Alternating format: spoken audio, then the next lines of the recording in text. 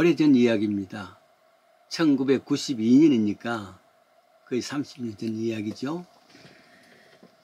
스페인 바르셀로나 올림픽 때 이야기입니다.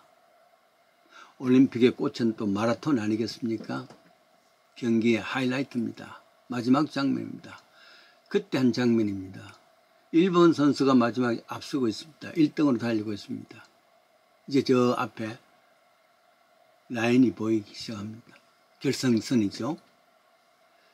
그 뒤로 따라가는 사람이 누구냐면은 한국의 황영조였습니다. 모두가 일본 선수가 1등 할 것으로 알고 있었습니다. 벌써 결정까지 짓고 있습니다. 그런데 보십시오.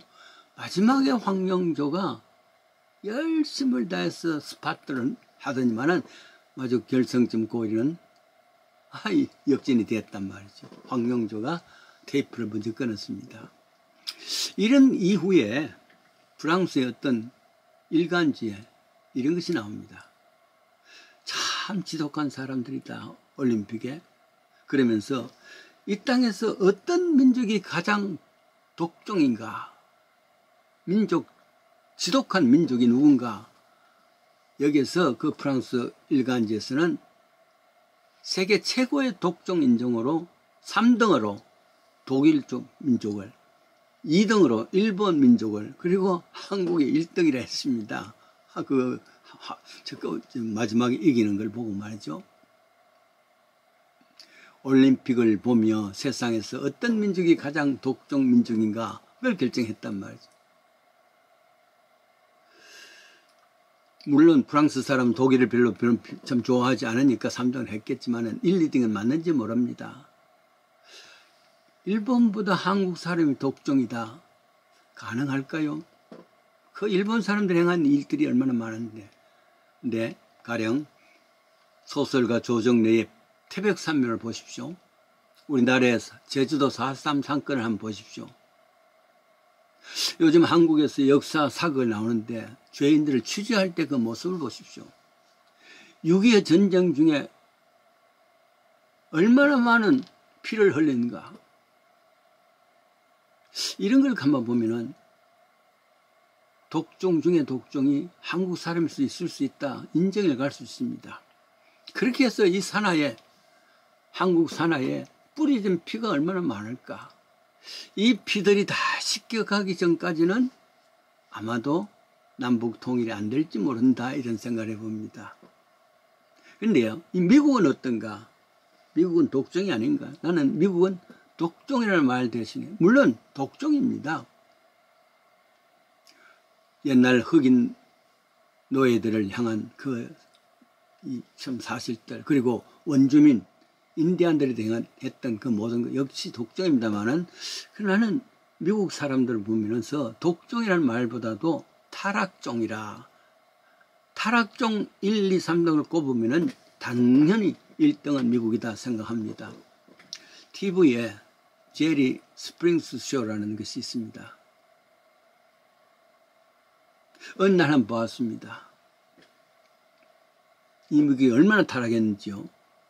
요정행이라 부를 수 있습니다. 젊은 부부가 나옵니다. 많은 전국 시청자 앞에서 부인이 남편에게 고백합니다. 사실은 당신의 가장 가까운 친구하고 바람을 피웠어. 고백을 들었는 남편은 화가 나서 벌떡 일어납니다. 누군가 그놈이, 그러니까 짠 하고 무대를 걸어 나온 남자가 있습니다. 남편과 늘 친구로서 막연한 술친구고 스포츠 친구입니다.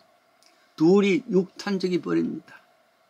지키고 있던 건장한 사내들이 뜯어말립니다. 방청 속에서요, 박수하고 환성이 터져 나옵니다.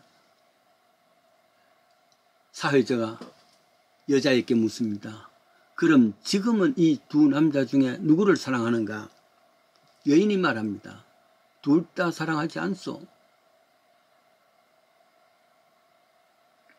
그러니까 방청석에서는 한숨과 고음이 터집니다. 이때 짠 하고 한 여자가 나타납니다. 무대를 걸어오는데 두 여인은 부둥켜 안고 입을 맞추고 어쩔 줄 몰라 합니다. 내가 사랑하는 사람 바로 이 여자입니다. 환호성, 탄성, 박수, 야단이죠. 그래서는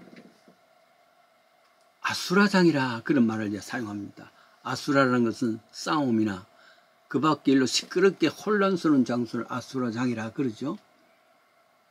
쓰레기 같은 타락한 미국이라 규정할 수 있겠습니다.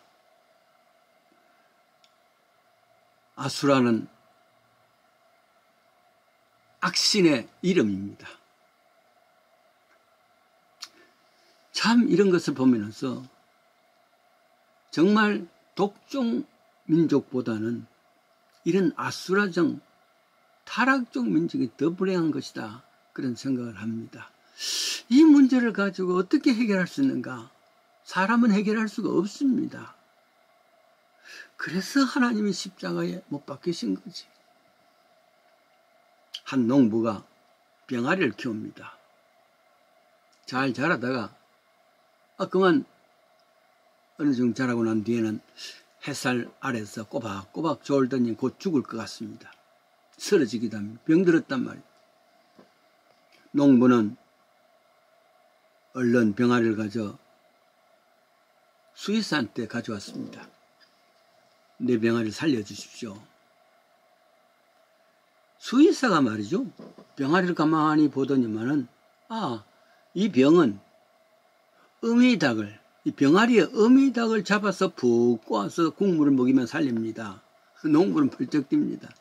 아니, 병아리 살리기 위해서 어미를 잡는다고? 말도 아닙니다.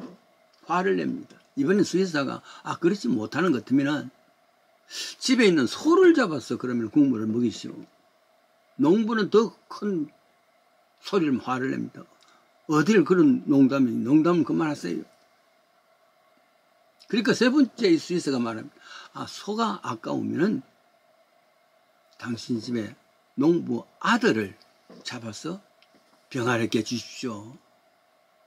사실 여기 농담이 아니란 말이죠. 진담입니다. 즉 쓰레기 같은 인생인데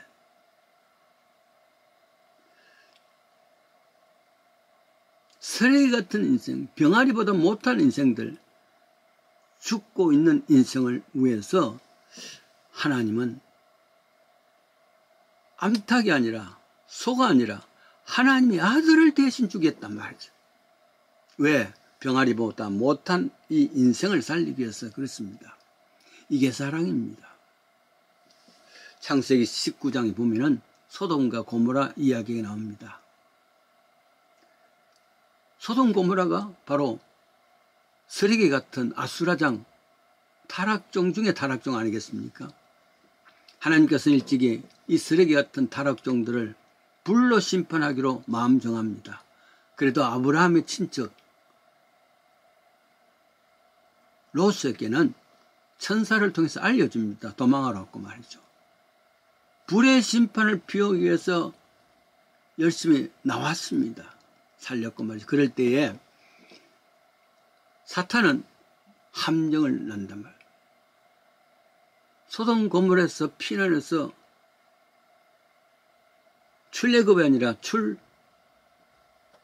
소돔 고모라를 할 때에 늘 출애굽을 함정을 파놓습니다. 첫 번째 함정은 뭐냐 그러면은 이 사실에 대해서 농담으로 여겼다. 그 사회들은 말이죠. 농담으로 듣고 나오지를 않았습니다. 뭐 그런 일이 있을까? 이 햇살이 이렇게 짱짱한데 무슨 벼락은. 그러다가 당했죠. 농담으로.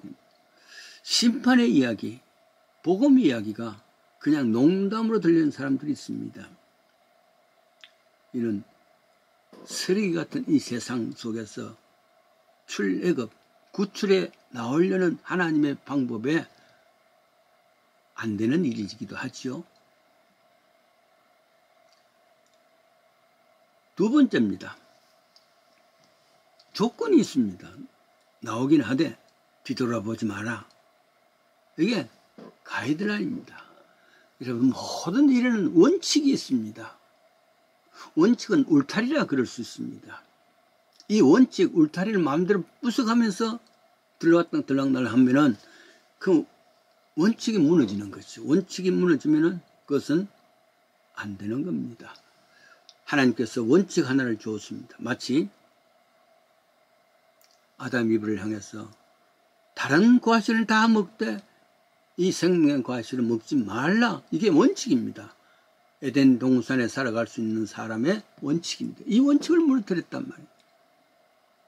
저 소돔 고모라 같은 쓰레기 같은 세상에서 정말 타락종 속에서 살기 위해서는, 구원받기 위해서는 조건이 있다. 원칙이 있다. 뒤돌아보지 말라 그랬습니다. 그런데 롯의 아내는 말이죠. 아마도 어제까지 있었던 화투하던 친구들 생각났을 것이고, 두 딸을 시집 보내기 위해서 많은 혼수를 준비했을 텐데, 그게 아깝지. 아까울 수밖에 없습니다. 거기다가 그래도 중원한 사위들이 있는데 생각이 나겠죠.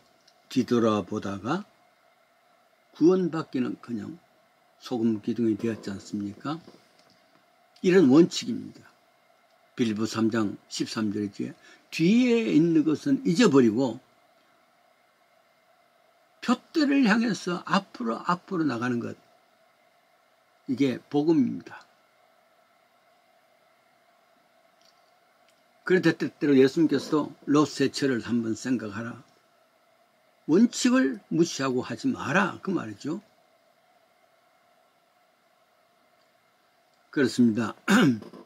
세상에서 나오기 위해서 여러 가지 원칙들이 있는데 그 중에 여기 두 가지가 나왔습니다.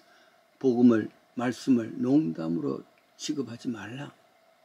심판에 대해서, 재림에 대해서 농담으로 생각하지 말라. 두 번째는 원칙. 예수 믿는 사람들의 원칙은 하나님 말씀이죠. 이 원칙을 떠나지 말라.